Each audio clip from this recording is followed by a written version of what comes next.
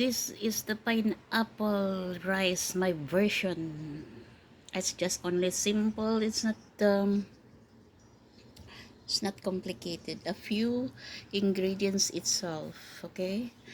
And the ingredients is I listed in front of this video, and I hope everyone like it.